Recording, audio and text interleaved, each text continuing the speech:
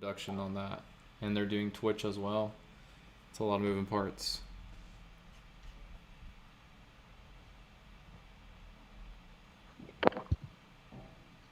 Improves every week. Yep. All right, sweet. Think we're all ready to go. All right, cool. So, good to see everybody back again. We have a good talk today with Greg and Suneel from AWS. We're going to talk about machine learning. Yeah, I don't know if you want to go ahead and give a little intro about yourself and go ahead and jump into it.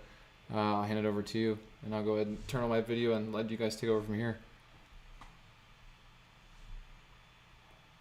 Sweet. All yours. Awesome. Thank you, Austin. Appreciate it. And we definitely appreciate everyone joining us today. My name is Greg Foss. I'm an account manager at AWS, and I work with what we call digital native business customers in Colorado. So those are hyper-growth, born in the cloud companies.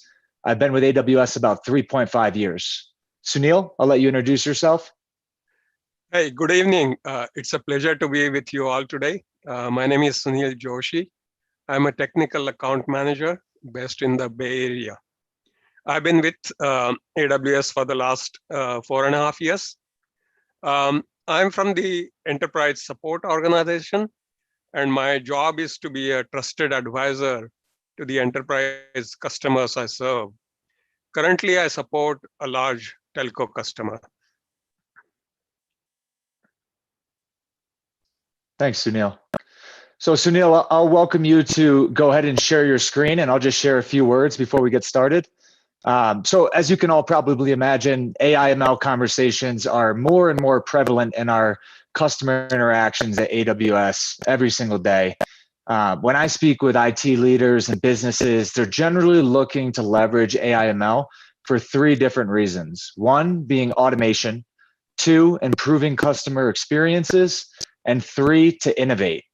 And then we usually see 3 stages of users, right? We see the inquisitors, the adopters, and then the experts. You guys may or may not know this. Amazon has a long 20-year history with machine learning that spans from our recommendation engines that you guys see on Amazon.com to our robotic picking routes. There's currently hundreds of thousands of customers running machine learning on AWS. And we have a slide depicting this that Suneel will get to, but they span from Slack to Pinterest to Capital One to NBC. So all different types of verticals. And in time, we think that virtually every application will be infused with machine learning and artificial intelligence. And we have about twice as much machine learning being run on AWS than you'll find anywhere else. But we all believe that it's truly very early for most organizations in their adoption of AI ML services. So with that, we have a nice presentation for you today that will give you, as you can see on the agenda, some good background and the AWS services, the customer use cases, where you can get started with some different trainings. So with that, I'll kick it over to Suneel. Thanks, Greg. So here is what I had in mind for the agenda. I'm going to start off with a very brief introduction to machine learning. It's going to be just enough to set the context. Then I'm going to talk about the technology and the services we offer in the area. That will be followed by a brief discussion on customer use cases and the built-in solutions that we offer. Finally, I would like to suggest next steps as you start thinking about starting your machine learning journey, whether as an organization or as an individual. I hope to pause at the end of each section so that we have some kind of a dialogue, So let's get started. Since this talk is about machine learning, it is useful to elaborate a little on what it is about. At its core, machine learning is the study of computer algorithms that improve automatically through experience and by the use of data. See the 2 main keywords in the slide there. It is data and the other is prediction. That is how machine learning differs from the traditional business logic we have used so far to build our analytics systems. It is answering questions about probabilities of future events, whereas traditional analytics answers questions about past events. Next, it is useful to clarify a few terms that are used in this domain. You have probably heard the terms artificial intelligence, machine learning, deep learning, described in different contexts and sometimes interchangeably. So let's take a step back and review the distinction between them. Artificial intelligence is a way to describe any system that can replicate tasks that previously required human intelligence. Most use cases for AI today are looking for a probabilistic outcome, making predictions, classifications, or decisions with a high degree of certainty. Almost all AI systems today are created using machine learning. Machine learning uses large amounts of data to create and validate decision logic. This is known as a model. The AI system feeds input data into that model, and then model outputs human-like predictions or classifications. Essentially, machine learning is the underlying technology that powers intelligent system. And deep learning is a type of machine learning that uses a technique known as deep neural networks.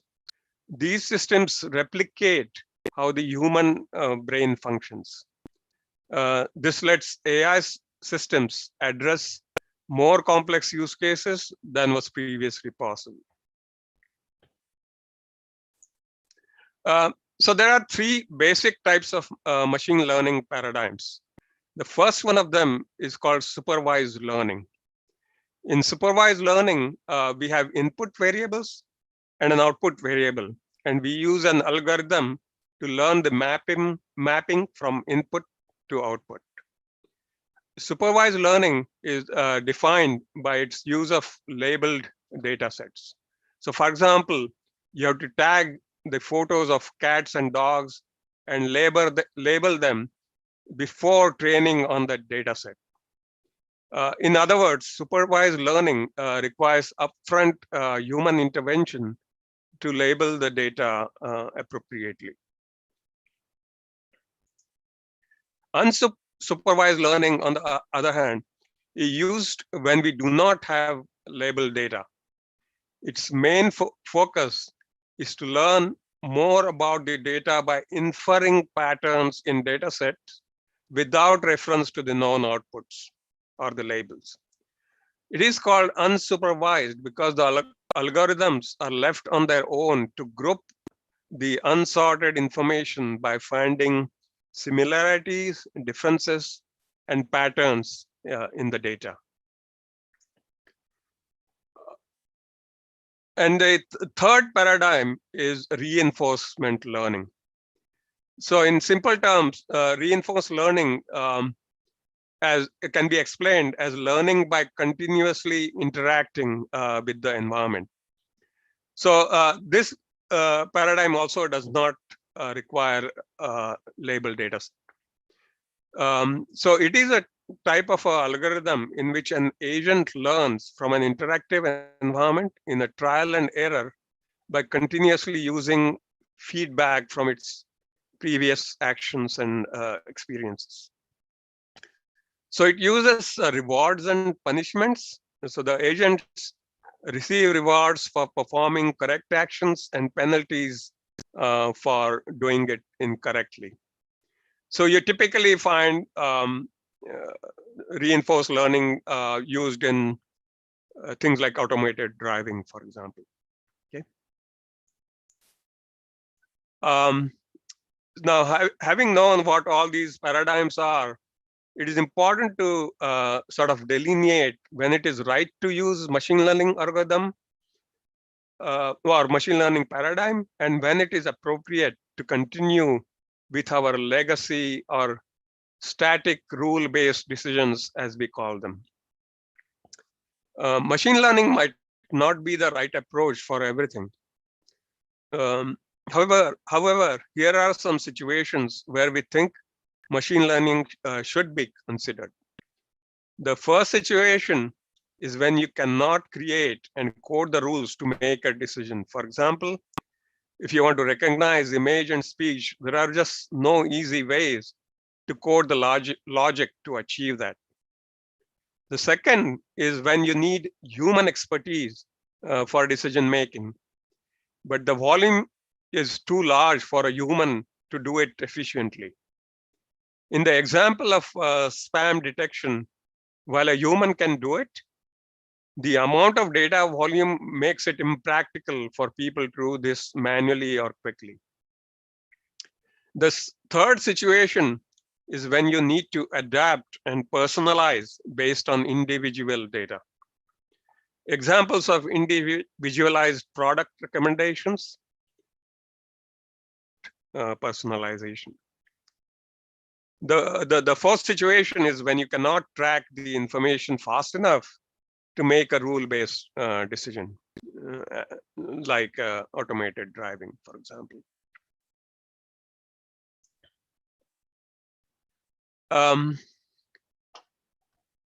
So machine learning as a technology is not new. It has been around since the 1950s. Back then, and for many years after that, it was limited to a few major tech companies and hardcore academic institutions or researchers. But things really began to change with cloud computing. Compute power and data became more available. Therefore, it made machine learning more practical. Fast forward to now, it's moving from the peripheral to a core part of every business and industry. I read somewhere that machine learning is akin to an industrial revolution of sorts for data and information. It feeds from vast amount of data and information we have these days. But why is it becoming core part of the business? Why is it no longer in a hype cycle? The answer turns out that machine learning is driving better customer experience, more efficient business operations, and faster and more accurate decision making. So here are some numbers from the industry analysts that support this point. So for example, Gartner forecasts that incremental business value add due to AI and ML, which will reach $3.9 trillion in 2022.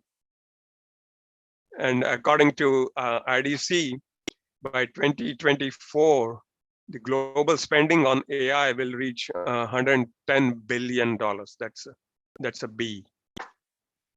By the end of 2024, 75% of enterprises will shift from piloting to implementation phases, and 57% said that AI would transform their organization in the next 3 years. So as you can see, these are pretty impressive numbers and forecasts.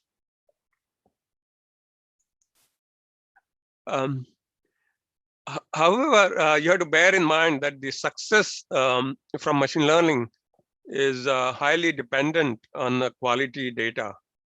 Without a proper data strategy in place, progress will slow and hamper the effectiveness of the final model. Worse yet, if the model is informed by bad data, the results it generates may be misleading or even flat out wrong. So the right data strategy for machine learning should aim to break down silos, enabling IT teams to easily, quickly, and securely access and collect the data that they need. Businesses need to manage multiple data types from a wide variety of sources and store that data, whether structured or unstructured, in a preferably in a centralized repository. So many companies do this by moving to what is called as a lake house architecture to break down data silos and make data more accessible to everyone who needs it. So lakehouse is nothing but combination of your data lake and any other purpose-built data warehouses or analytics centers that you may have, and connecting them all together. So we are going to talk about this from an organization culture perspective later. But data strategy is so crucial to the success of machine learning that I thought I should put this front and center now. So then, why AWS? You might start wondering, why is AWS in a better position to provide customers with machine learning services and so on. So I think the answer has to start with our rich heritage, so to speak. So Amazon.com or Amazon Inc. has been applying machine learning in areas such as personalization and supply chain for more than 20 years. So we have improved that original personalization model significantly over time and moved it to other products such as Amazon Prime. We use machine learning throughout our fulfillment process, including developing forecast systems that can predict appropriate amount of demand for each product we sell worldwide. And we have some of the most sophisticated machine learning deployments in production. So for example, Amazon Alexa, Amazon Go store are some of the examples. So as you can see, machine learning is an integral part of Amazon. And we are able to harness or leverage that accumulated knowledge from our years of experience of deploying machine learning to build the machine learning services that I'm going to talk about. And what we have done is we have passed on the benefits to our customers. So we are, you can say that we are democratizing machine learning in a way, and leveraging our vast experience in that field. So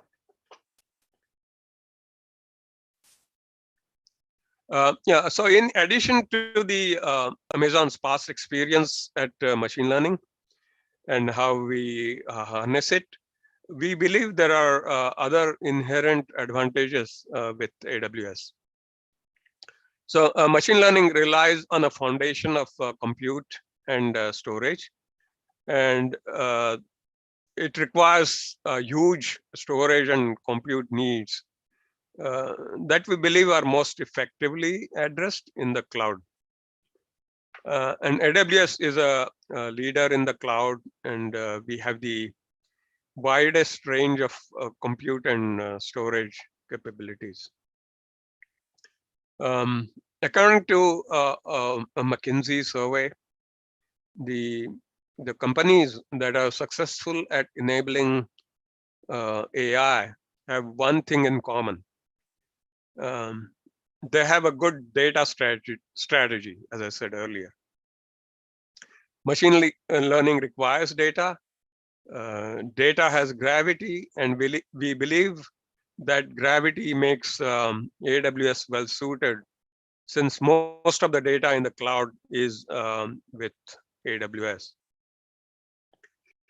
Then a lack of machine learning talent is a big issue. So AWS provides ready-made intelligence. In other words, there is no ML expertise required with our AI services. And we are going to talk about what those AI services are. Then we provide training, we have educational devices like Deep Racer. We have something called ML Solutions Lab to help fill this gap. So by the way, I'm going to talk about all these terms that you just heard from me soon. And then most importantly, our own internal Amazon users also use our services for their needs, which provides us a quick and a high quality feedback loop. So you can say that we are eating our own dog food, so to speak. As you'll learn soon, machine learning is a complex development process. It can be resource intensive. So we have a great tool set that reduces complexity. Sagemaker, our end-to-end tool set, makes it easier and faster to build, train, and deploy models. And finally, machine learning has to be tied to business objectives to be successful. So what we have done is we have industry-specific solutions built to solve common business problems. And we are going to take at one of those problems that we have solved using a built-in solution, and I'm going to talk about it later in the presentation. So this is a eye chart, but the objective of it is to show that we have more than 100,000 customers now that use AWS for machine learning, and it ranges from largest enterprises to the hottest startups.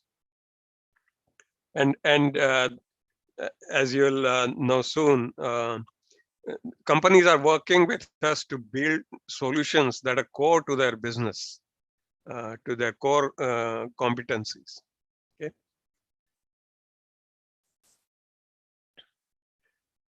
So now I'm going to switch over to the technology and the services that we offer in the area. So before I do that, let me just pause here to make sure that you all can hear me and see everything right, and also if you have any questions.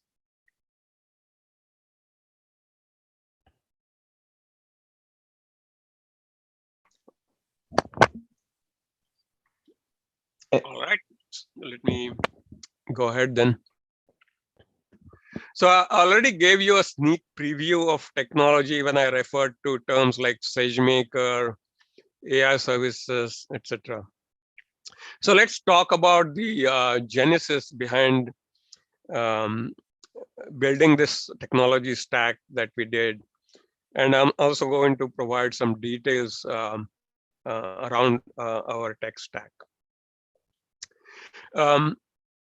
So talking about genesis, right? So if you look at history of AWS, we have never built technology because it is cool, right? The only reason we have built it is to solve customers' problems.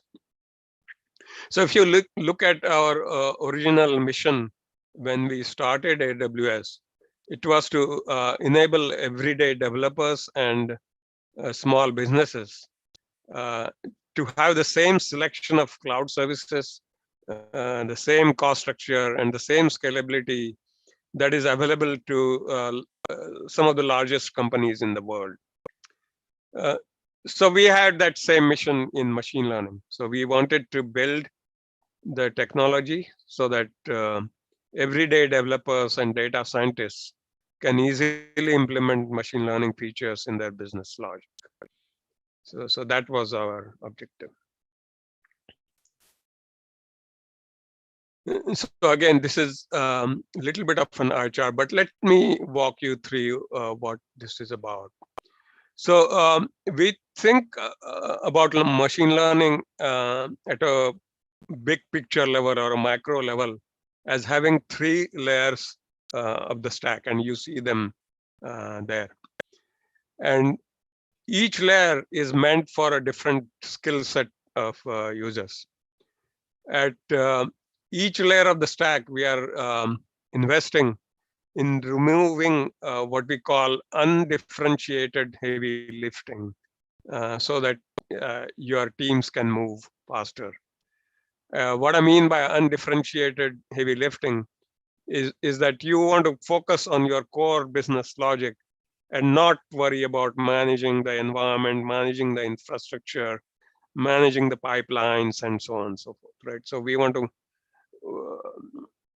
make it as easy for you as possible so that you don't focus on these things that are not important to your business, core business. At the top layer are our AI services, which allow developers to easily add intelligence to an application without needing any machine learning skills.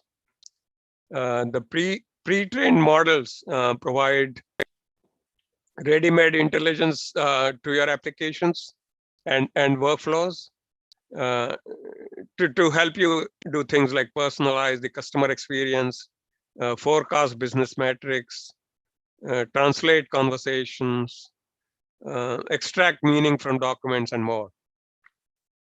Okay. At the middle layer is Amazon Sagemaker, which provides every developer and data scientist with the ability to build, train, tune, and deploy machine learning models at scale. So it removes the complexity from each step of the machine learning workflow, so it can more easily deploy your use cases. Anything from predictive maintenance to computer vision to predicting customer behaviors. And at the bottom layer, expert practitioners can develop on the framework of their choice as a management experience in Amazon SageMaker, or use the deep learning armies, Amazon machine images, which are fully configured with the latest versions of the frameworks.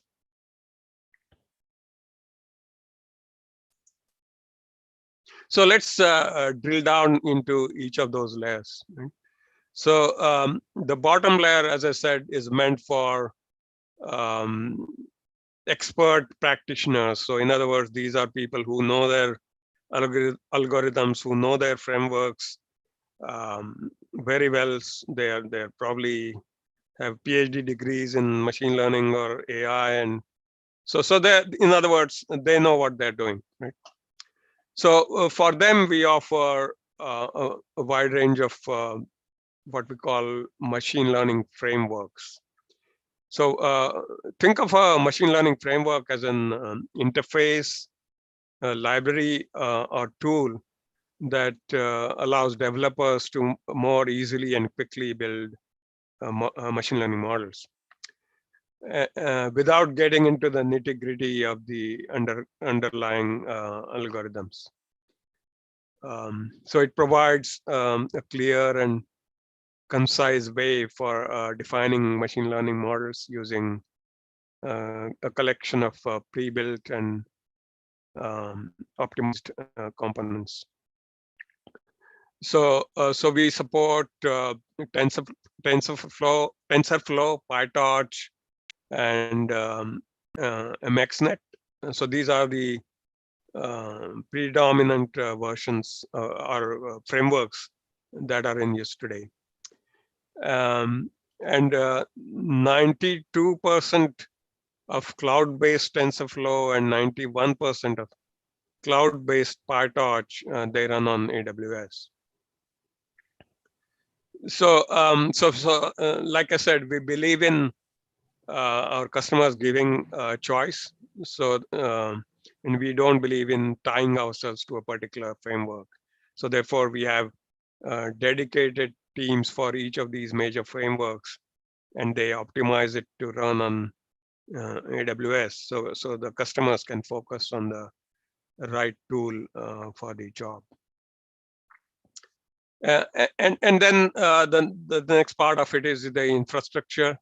So we have a choice of processors and accelerators to meet your performance needs. So the latest and greatest of this is the P4 D instance with the NVIDIA A100 GPUs.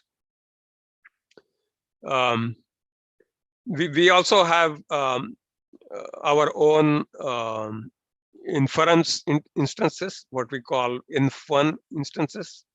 And these chips are developed by AWS. They're called Inferentia chips. They provide one of the lowest cost inference in the cloud. So inference, for those of you who don't know, it's nothing but a prediction that a model makes.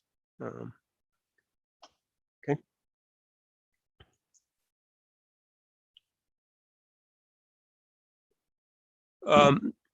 So if you want, if you don't have expert practitioners who know their models, who know their algorithms, and if you want machine learning to be persuasive, then you have to make it easier for everyday developers and data scientists to build and train and deploy these models. And that's what this middle layer of our stack is for. And I'm going to talk about that in the next slide here. So why did we build the Sagemaker toolset, right? So, and the reason was all these blockers that you see in this slide. So these machine learning workflows are iterative, they're complex, and there are barriers at each step. So for example, from collecting and preparing data, that it's in itself is time consuming. And again, it is undifferentiated. So you don't want to focus too much of our energy on making sure your data is right and so on. And you want tool sets which makes that job easier. Then you have to choose the right algorithm. And again, that's iterative process. You have to, you will fail and then you learn from your failures.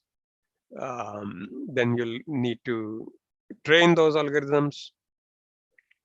Once you have selected the right algorithm and selected the model, then you have to tune the model. That can be a very long cycle. And it will require turning the knobs, right? There can be thousands of different combinations for that model for you to tune. And then once you have done all that and actually deployed your model in production, you have to monitor it, and then you have to scale it, and so on and so on. And then to make things even more complicated, many of the tools developers take for granted when building traditional software, such as debuggers, profilers, project management, collaboration.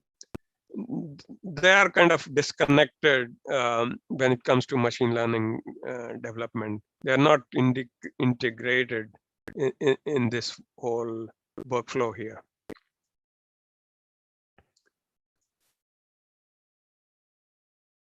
So we built Sagemaker to make all these things easier, to remove all those barriers, to make it more accessible for normal developers and data scientists. Right? So as you can see, we have developed the tools required for every step of the machine learning development lifecycle. The Amazon Sagemaker Studio is to bring this all to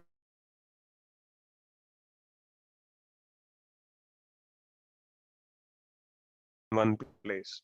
Okay.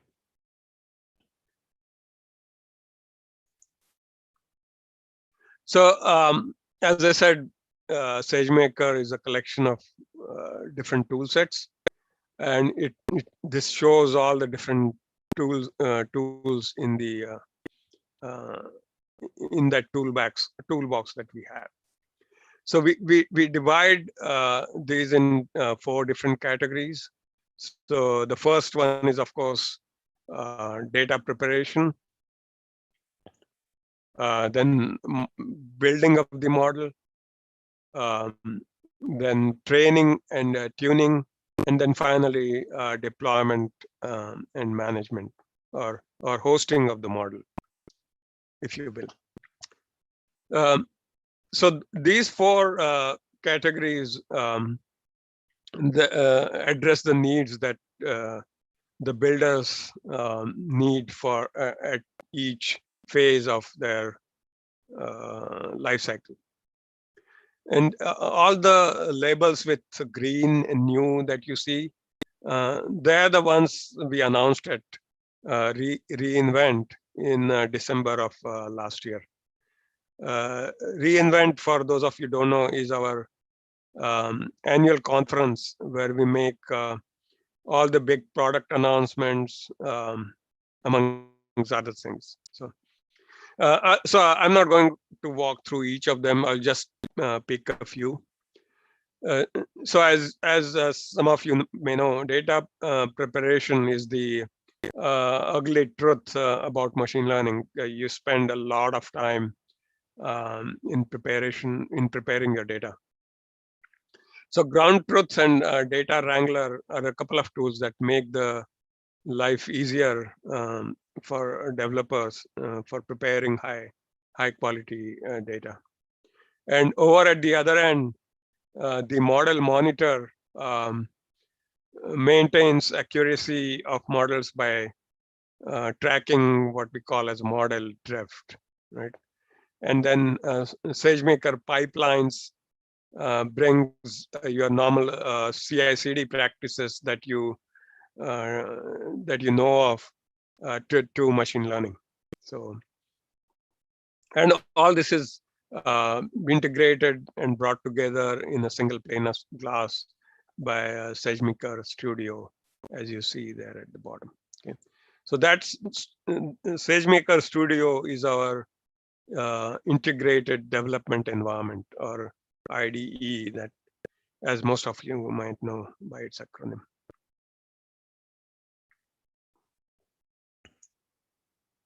So to summarize, then, what do you get with Sagemaker?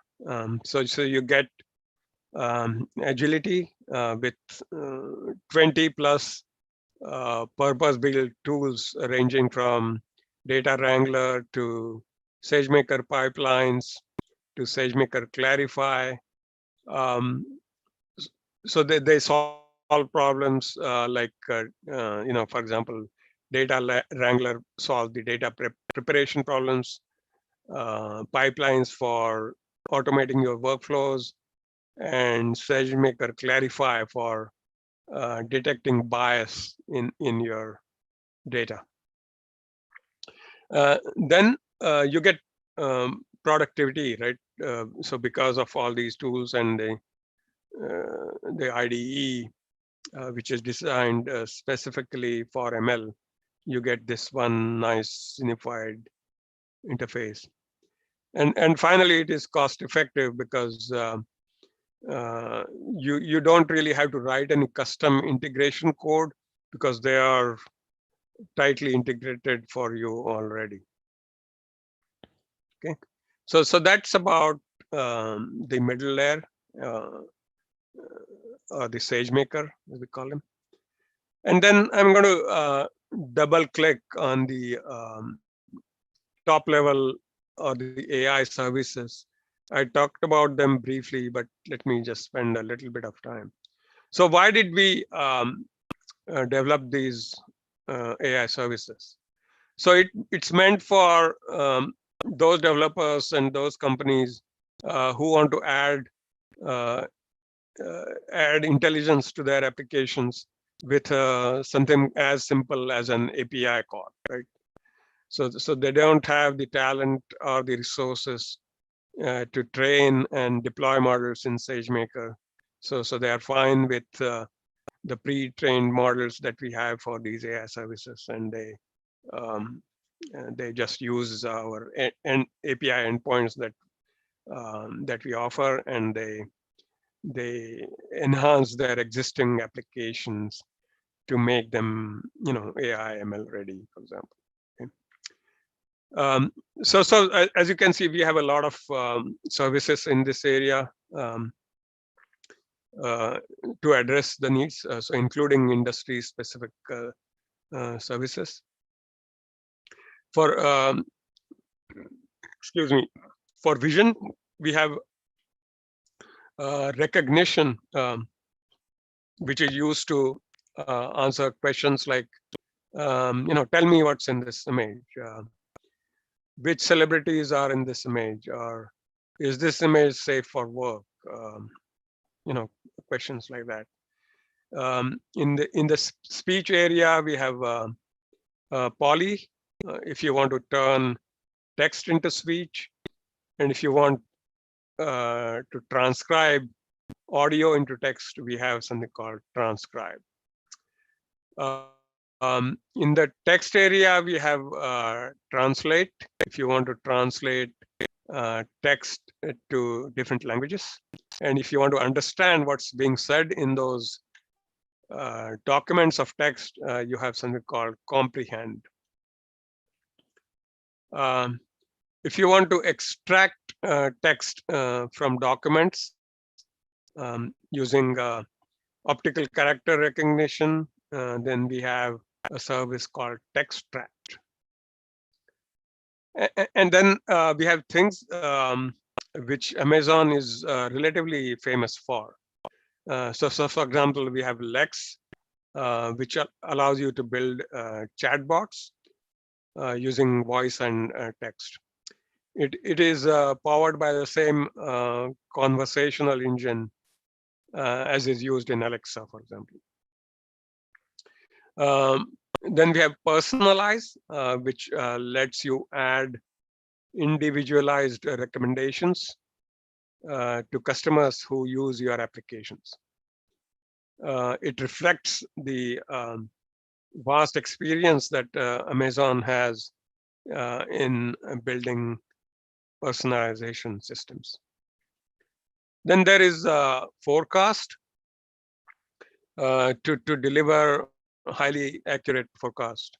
It is based on the same technology we use at Amazon.com.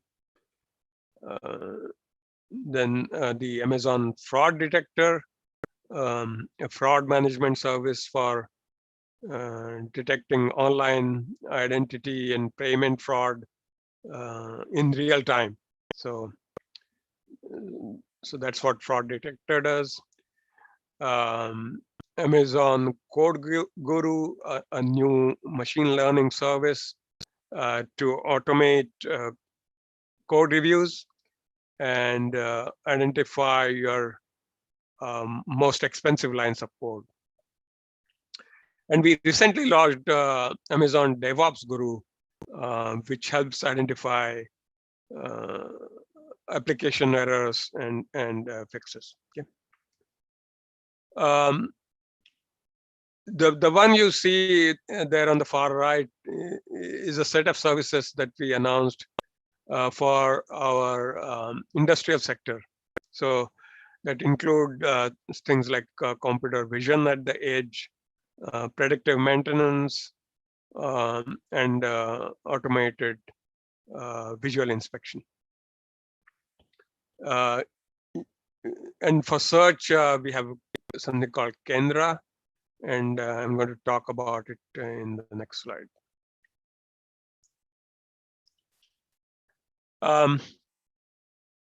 So if you look at the enterprise search today, the situation is that it has like this multiple silos where the unstructured data is isolated, and therefore it becomes time consuming to find answers. Then we use keyword searches, which are not really intuitive and error prone. And then workers have to learn keyword combinations instead of relying on a natural language. So this Kendra service makes the search easier by using machine learning and natural language understanding to find precise and personalized answers to queries. So for example, if your laptop is broken, rather than having to remember the exact keyword to search, you can simply say, where can I repair my laptop? Or you don't even have to show those exact words. You can drop a few of those words and it will still search and find it for you, because it is based on NLU, as you call it, natural language understanding algorithms. Then it connects with S3, so you can search your data in S3 or RDS, our relational database service, or SharePoint. You can connect to file systems, so you can search data in your file systems. We have connectors for web servers, Dropbox, Box. So these third-party software, and we have many other custom connectors which our partners have developed. So you can fetch or store your data in different places and still perform the machine learning enabled search that you see here. And we also have a nice feature called FAQ, so you can load and manage FAQs to deliver highly tuned machine learning based search for precise responses to end users. So before I go any further, so let me just take another pause here and see if there is any. Hey, Suneel, there was one question in the chat from Dimitri, kind of asking about the pros and cons of having large ML models, like the transformer models being so large that they could be a potential restriction to training a model compared to smaller models. I will say in my customers' experience, the larger models will train faster, predict faster, because they're more compressible. Yeah. And they use compute more efficiently, but I'd be curious to hear Suneel's thought there. Yeah, and we also introduced in our last event something called distributed algorithms. So we introduced something called data parallelism and model parallelism to address exactly that, so that we introduce both at training and at inference this paradigm of breaking up the model and having some kind of a parallelism built in, so that you can deal with big models in SageMaker. So yeah, we addressed that in our feature that we introduced at last year's reInvent.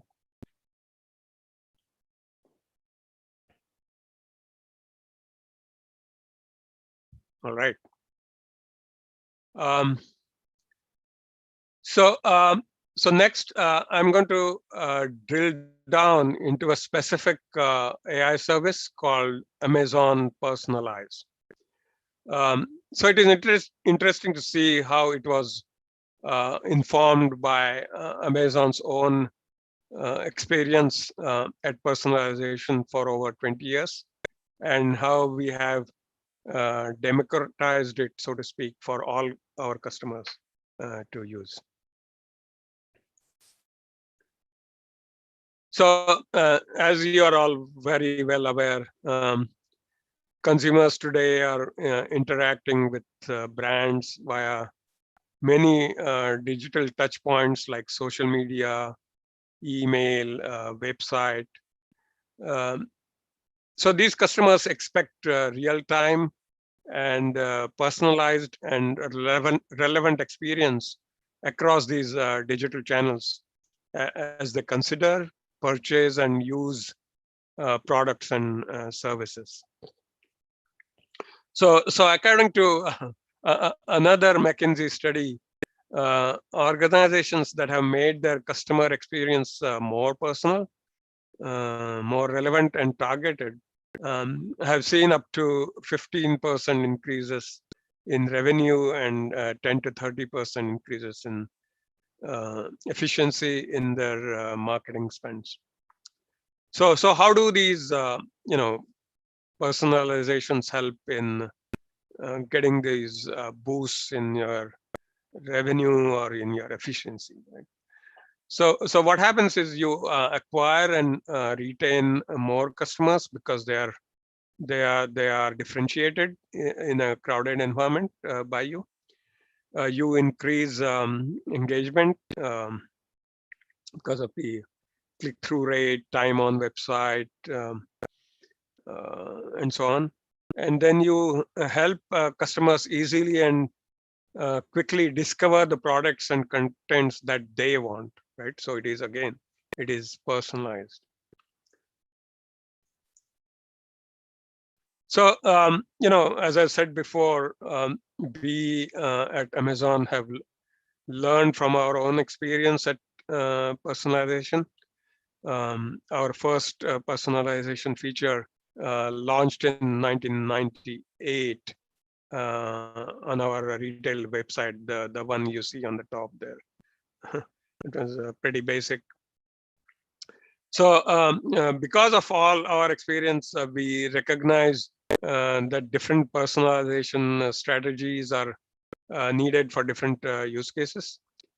And machine learning has enabled us to deliver unique experience to individual customers based on their behavior and preferences, rather than generic segments of people using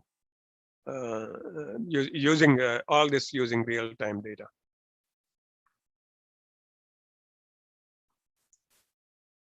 So how does our service, the Amazon Personalize, work? So you start by providing data about your users and the items like that is listed here, the articles, products, videos, etc., to personalize. So the data we use for modeling is of three types. So the activity of users, also known as events. So examples is the items the users are clicking on, purchasing, watching. So the events that you choose to send us will of course depend on your particular business domain. The second kind of data set includes details about your items. So for example, price point, category information, genres. All this is essentially information in your catalog. This data set is optional, but very useful for scenarios such as cold start, that is, recommending new items, for example. The third data set includes details about the users, so their location, their age, and once you have all this data in that you send us, you can just in a few clicks get a custom private personalization model trained and hosted for you, and then you can vend recommendations for your users through an API endpoint, like I said before. So let's look under the hood a little bit here. What is really going on, right? So when you provide all those three categories of information to AWS, we process and inspect that data. We identify what is meaningful. We select the right algorithm and the tuning parameters. We train the model and optimize it, of course, and outcomes a model that is specific to you, which is eventually hosted, which can be accessed through an API data point that your application will use. So that's a little bit of details about how it works. Okay.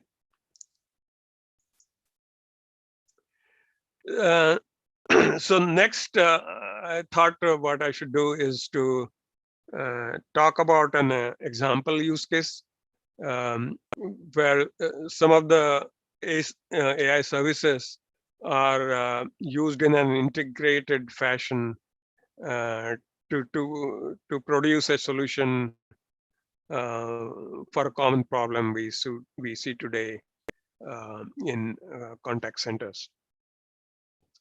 So a contact center is a critical touch point for your customers.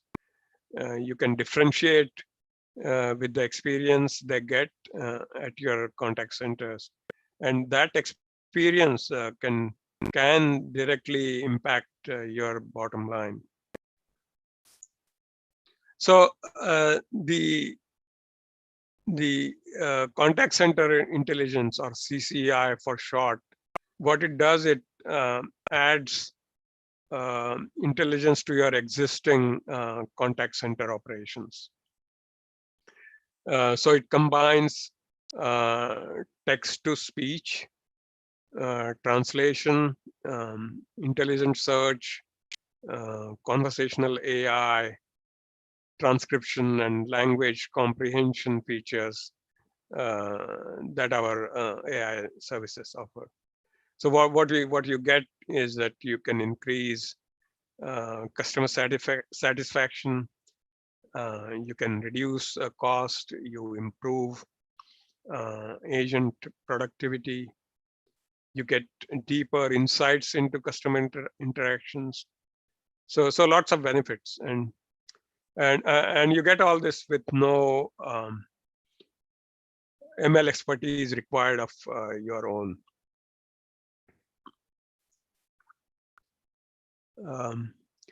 So if you look at your workflow in a contact center, it touches three main workflows. So first is something called as a self-service.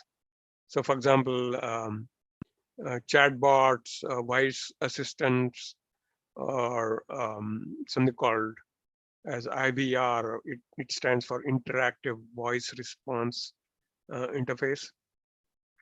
So with that, you can users can find answers and resolve issues 24/7 all days of the year on their own, without the assistance of a live agent. Also, customers have the freedom to decide when and how they want to interact because of all this, because of this automation. However, they can be used in conjunction with live agents for more efficient routing.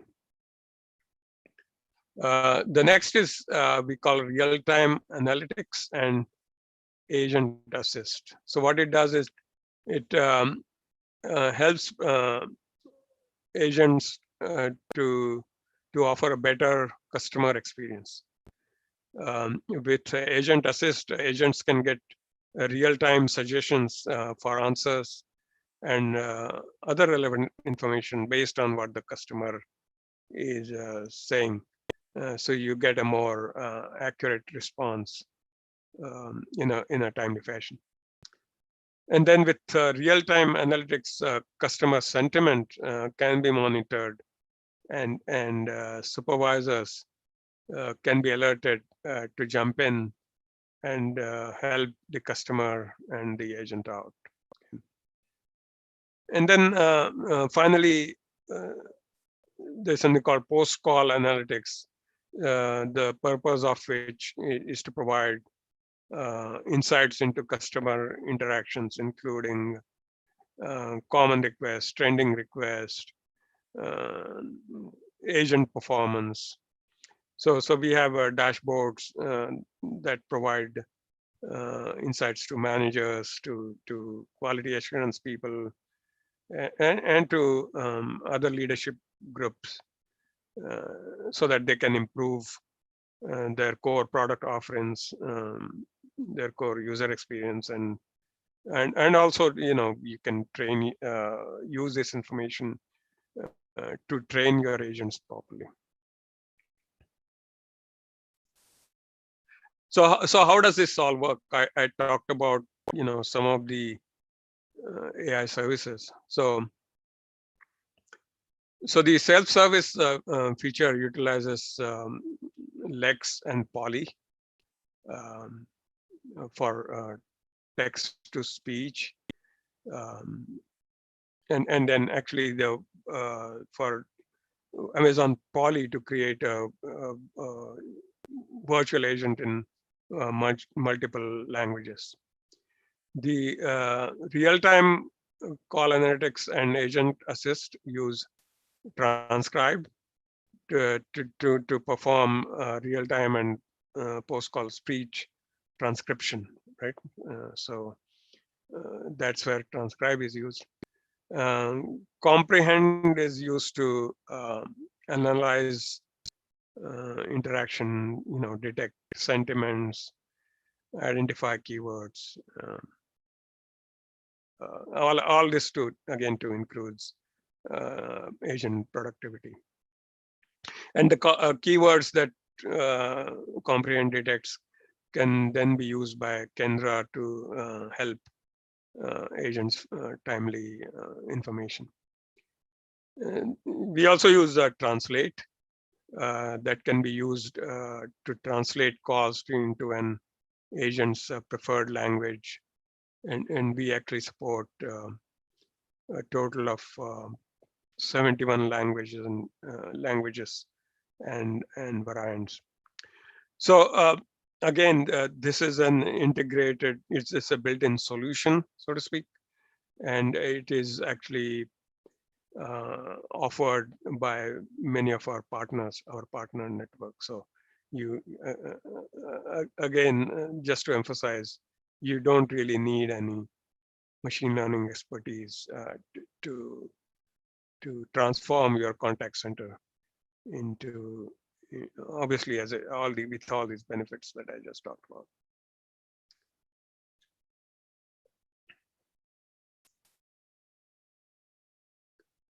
All right. So what I'm going to do next is go over a few interesting reference use cases to see actually in real life how our customers are using our services.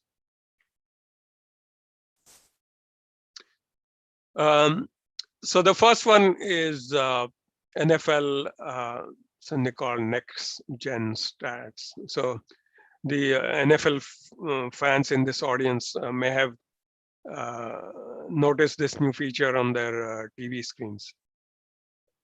So what has happened until recently, NFL has always collected these lots of data, like almost 2 terabytes of data every week from like 1500 plus hours of playtime. So that is what is called, you probably know, it's called as a traditional box score data or play by play data. But NFL wants more and more fan engagement, as you probably know. So they innovated, and since I think it was September of last year, they launched this next gen stats platform. So amongst other things, what it can predict in real time is, for example, expected rushing yards of a runner based on his position in the field. Also expected yards after catch from a receiver, again based on his position, how many blockers he has or defenders he has, and so on and so forth. And all this is done in real time. So it's actually very interesting to see how this all works, right? So what NFL does, it captures location data, the speed and acceleration for every player or every play and on every inch of the field and in real time. So they do this, but they have these sensors installed throughout the stadium that actually go and track RFID tags that are placed on the shoulder pads, and they chart these individual movements within inches. So these tags are, like I said, they are in the player equipment, and it is in the football itself. So all this real-time data is then transmitted to these receivers that I said that are installed throughout the stadium, and those that data then is streamed back to AWS. So once in AWS, the data undergoes over 100 processing steps in under a second. It is fed to these machine learning models, and then the models make predictions, which is then fed into the on-screen graphics that you see or on the broadcast TV that you see, right? So what is the purpose of all this? So NFL says it helps understand their fans so that they appreciate the game better. They see why some passing plays are more difficult than others, and in general increase the understanding of the game. And for the media and the broadcast, of course, they make it more engaging. So all in all, the ultimate aim is for more fan engagement in the games. I should also mention, separately from this, NFL plans to use machine learning to actually reduce injuries. So they leverage the data that they collect to understand how head injuries occur, how they can prevent them, and how to design better equipment and rules. So you get dual benefits there. So what this slide is trying to show is that NFL had an existing pipeline architecture to get insights from its traditional box score data, and that same architecture it uses open source tools such as Kafka. So what they were able to do is to keep it, but combine and integrate this real-time data coming from the stadium and deploy these SageMaker models into the existing pipelines. So they didn't have to do anything from scratch. In other words, they leveraged the existing architecture and had SageMaker as a sort of a bolt-on, so to speak. Right.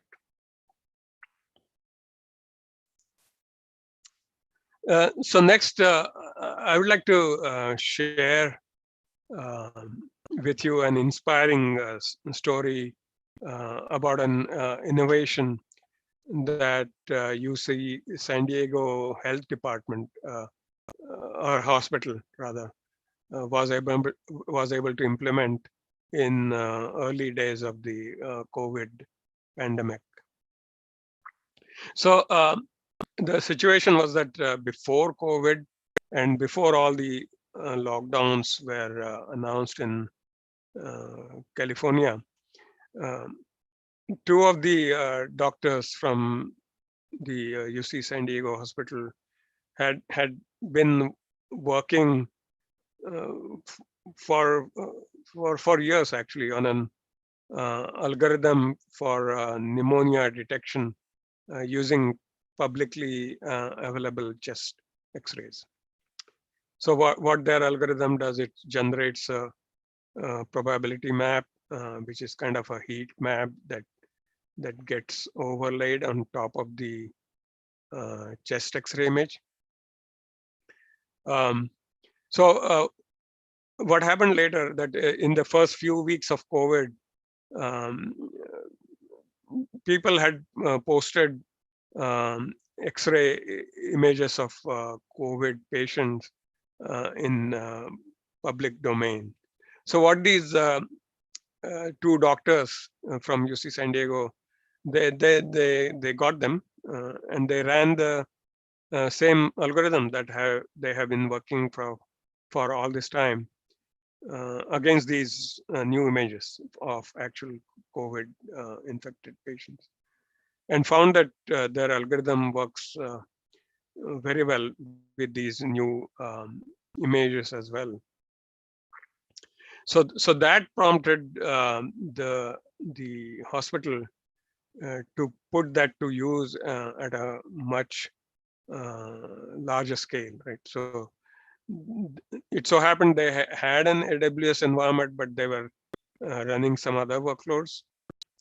But because they had it, the AWS environment, they could operationalize this new algorithm in just 5 days. So again, to surmise the clear value from this algorithm is that the doctors are now able to quickly triage patients using normal X-rays, which are much easier and much less expensive to get than a CT scan, because normally to zero in or to definitively say whether you have COVID is to do a CT scan, but it is expensive and it is and it takes time because of all these COVID procedures that the hospital had to implement. So with these inexpensive chest X-rays, they're able to say with a high degree of certainty whether the patient has COVID or not. Right. So that was a big win for the hospital. So from a machine learning perspective, this is a good example of using that bottom layer of the machine learning stack I talked about. Because they had the model, they had the algorithm, they just containerized it and use the AWS environment.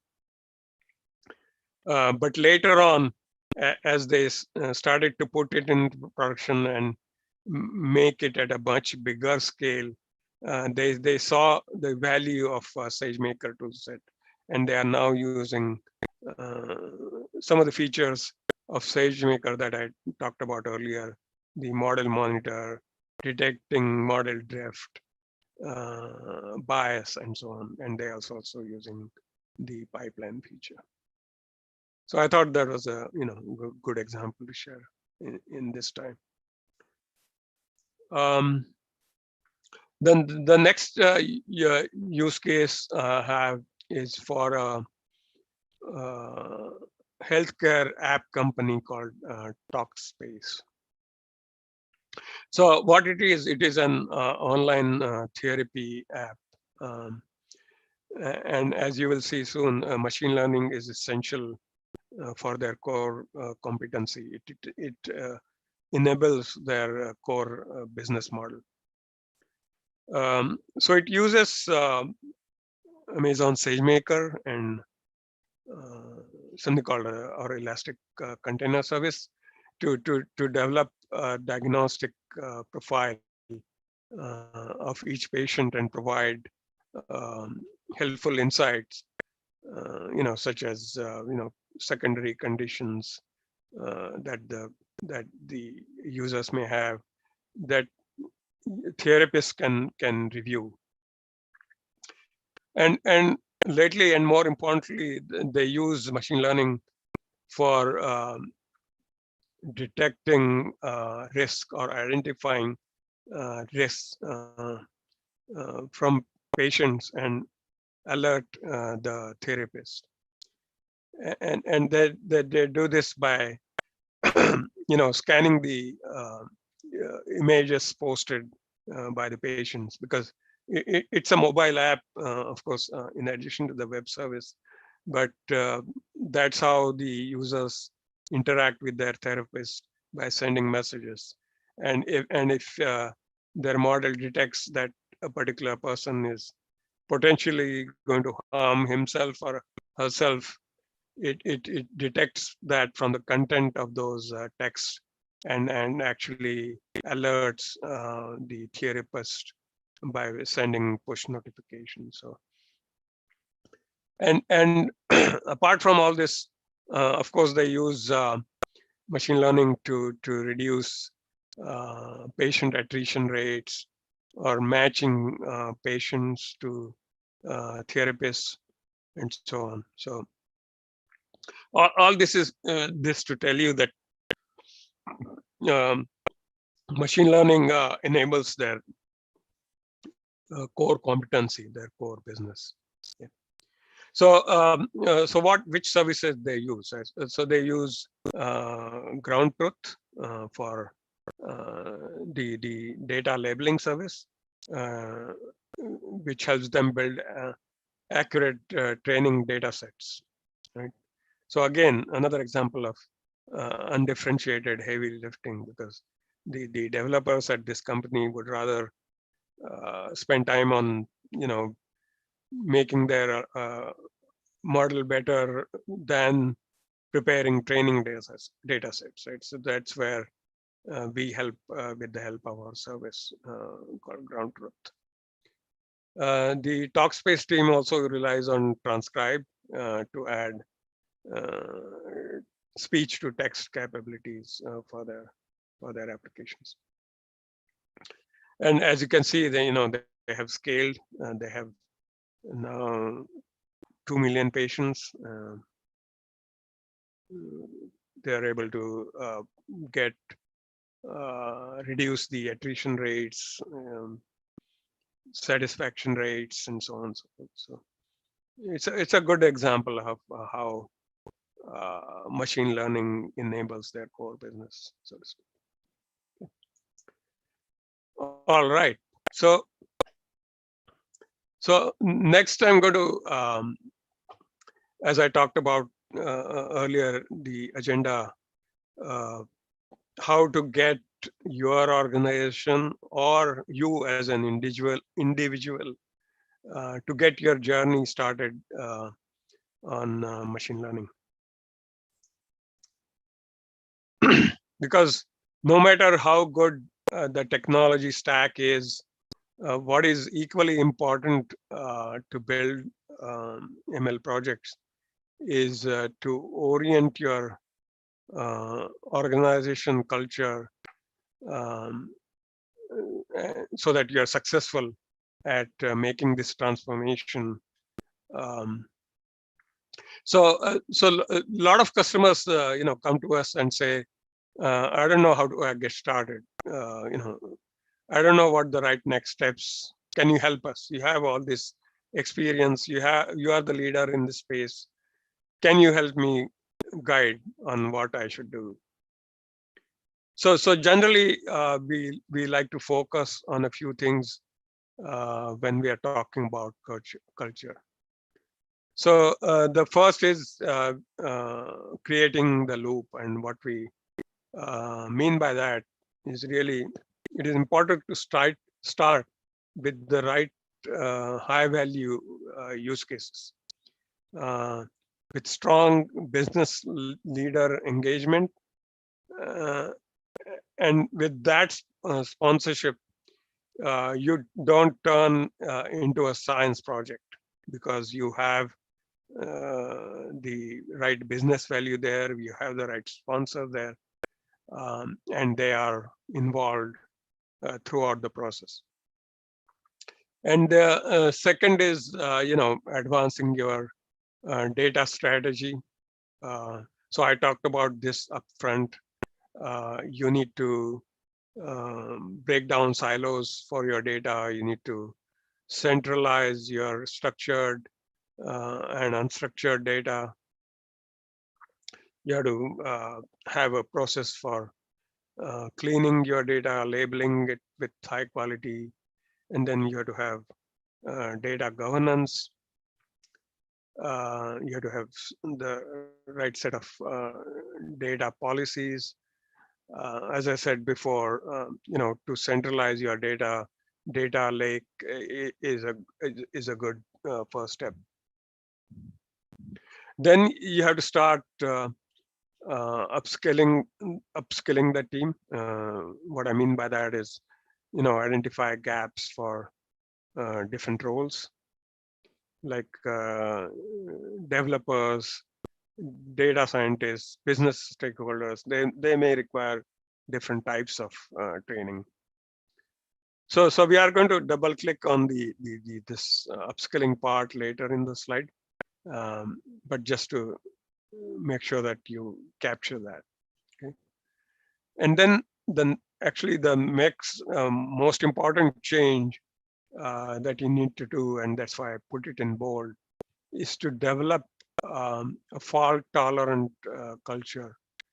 And what I mean by that is machine learning is really an iterative process, which can only succeed through constant experimentation.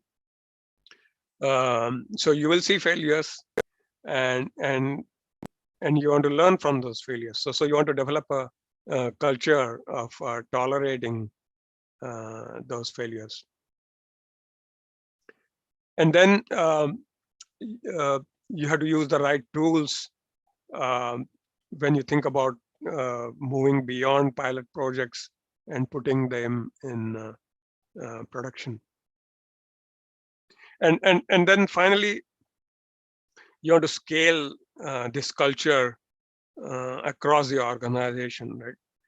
So let's say your pilot program is successful, then what you can do is you can seed the engineers from that team,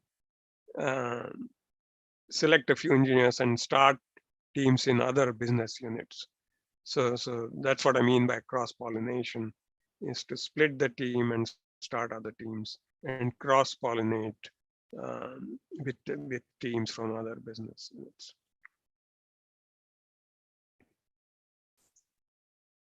So regarding the upskilling part, so you want to, focus on building the right skill, like I said. So the truth is you can't really buy your way into talent. There are not enough of these machine learning engineers, and they are also expensive.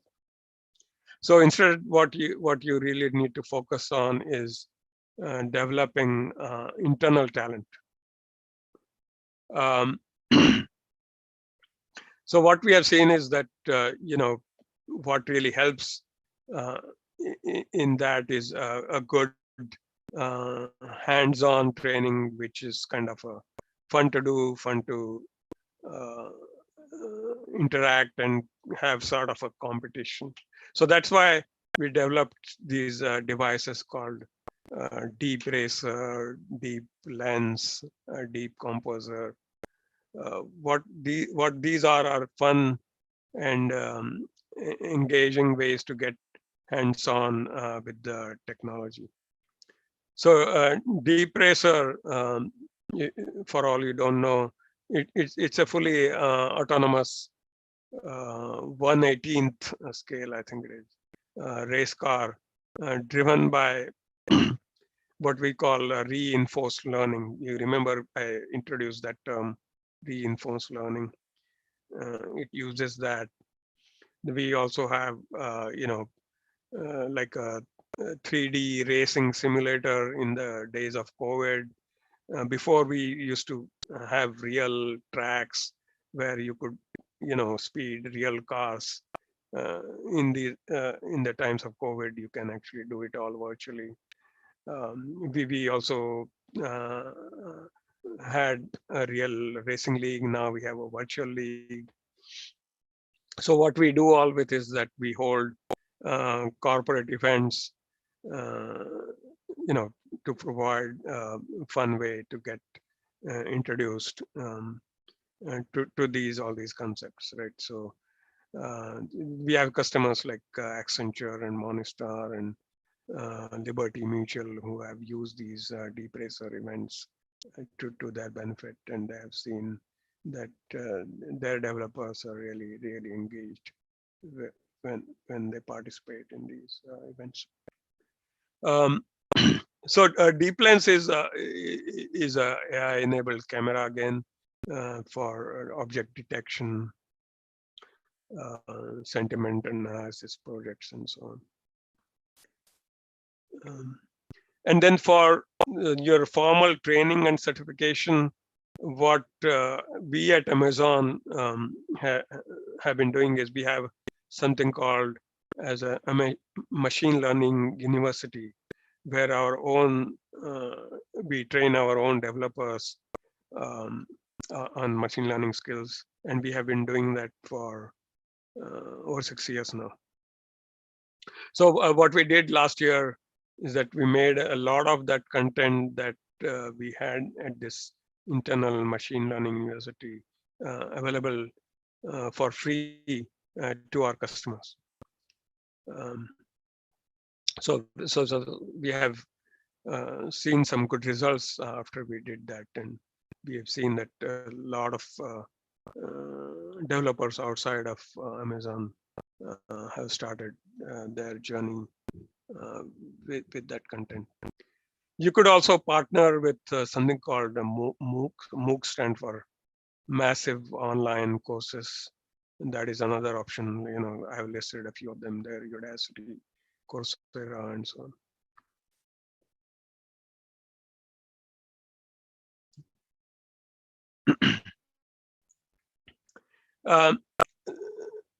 Then we also launched a very formal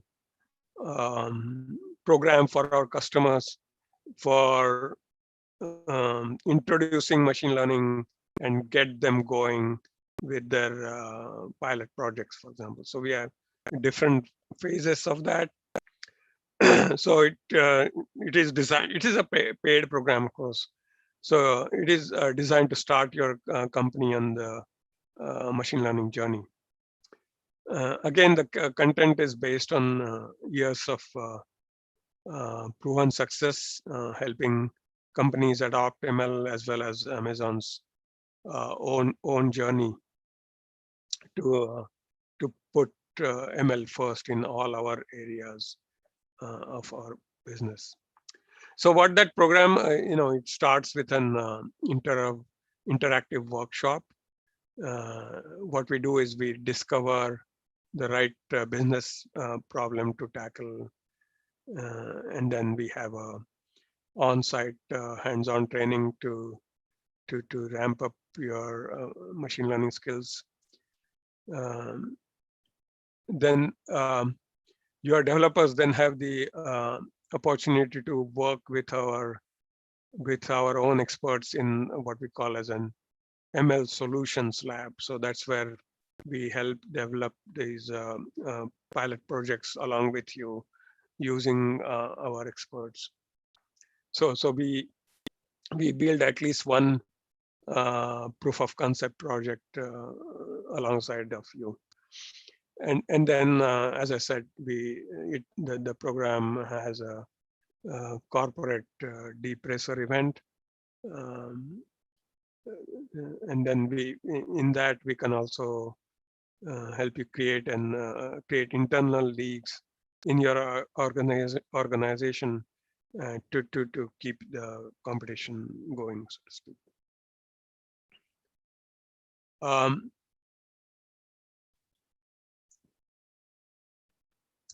So for those of you, who are individual professionals, or you cannot wait till your organization gets started on the ML journey and you want to start the journey on your own, then here is a great portal.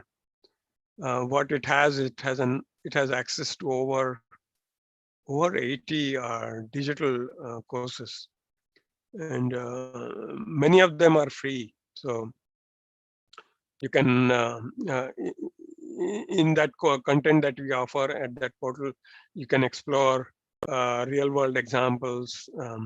We have labs based on the problems we have solved at Amazon. There are classroom courses, videos. We have white papers there and many more. So whether I don't know what your background is, whether you are a data scientist or a developer or a data platform engineer or an important business decision maker, and you are interested in a career in machine learning, this is a great place to start.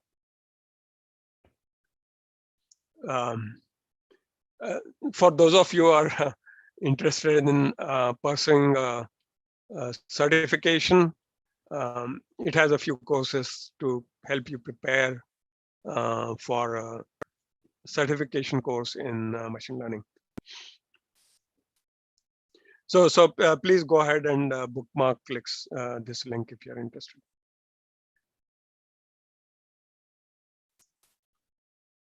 And finally, I would like to leave you with an exciting event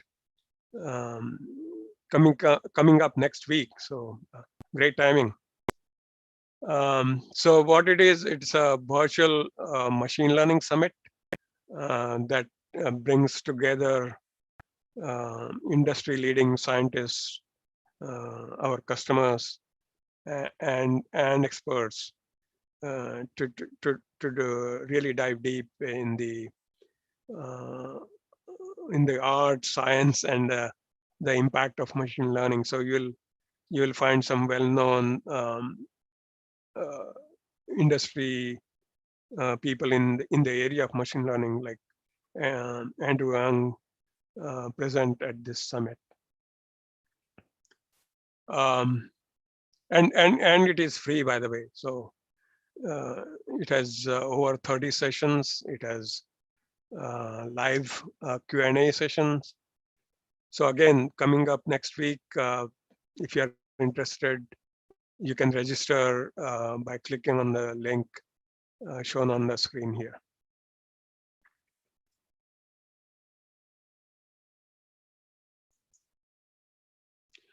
And and with that, so let me wrap up this session for today. It really has been a pleasure meeting you all virtually. And Greg and I will be happy to take any questions if you have any.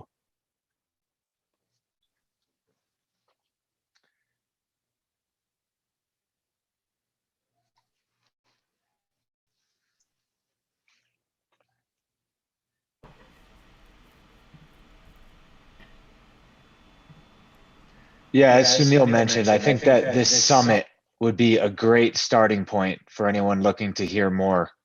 You're welcome to just join and hear individual sessions or keynotes. We'd also encourage you to take a look at some past reInvent sessions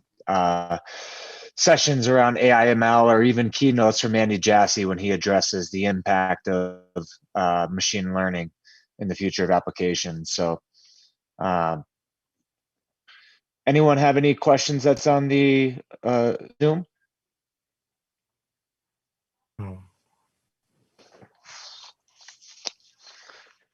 Well, Suneel, thank you for walking through this deck. Incredibly informative.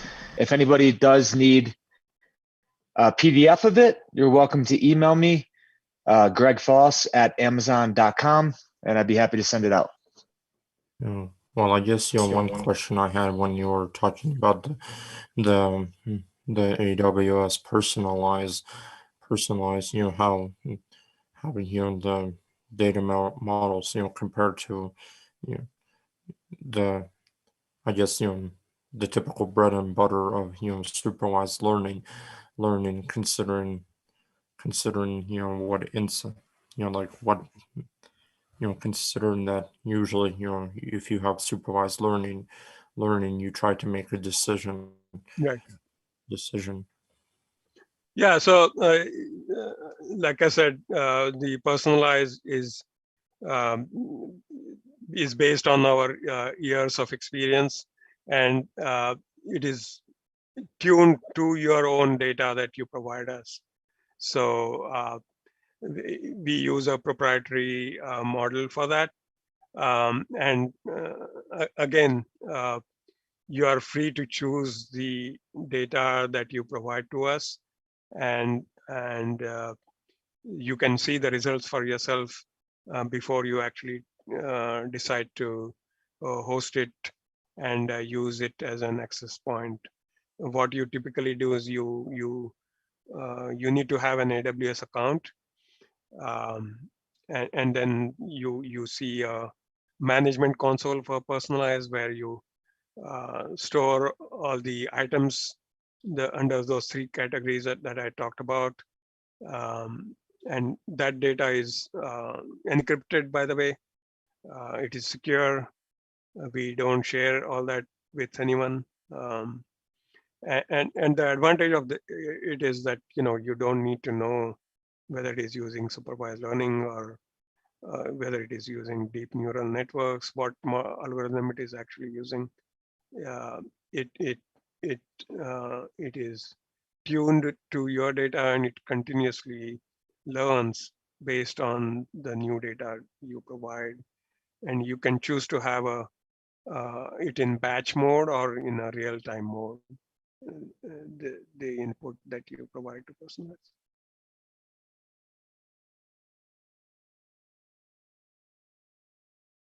All right, thanks. I'll be very interested in the feedback if you have any. So if you can share with Austin or anyone else, was the timing appropriate? Did you get the right content? Very curious to know. Yeah, this was a great speech. Thank you guys a lot for coming out and doing this. And yeah, this will I'll share the YouTube stream link, so it'll be up for forever ideally. And yeah, we can see maybe share this around, and I'll share feedback and whatnot if I can get some. Okay. Looks like Jeremy says that this was a great overview. Yeah, I think some people are asking for the slides, Greg, so looks like. Yeah, if you guys wouldn't mind sharing the slides with me, I could send that out to everybody who attended on meetup.com so that everybody can get the slides as well for people who are on YouTube. Yeah, that's what I'll do, Austin. Cool. Yeah, I'll get it over to you. Right on, sweet. Yeah, thank you guys. This was like really awesome. Well, thanks. Yeah, absolutely. Thanks again, everyone, for joining. And best of luck as you continue down the AI/ML journey. Right on, sweet. And in a couple of weeks, we're gonna have another talk that's gonna be on data analytics. So definitely check that out. Cool.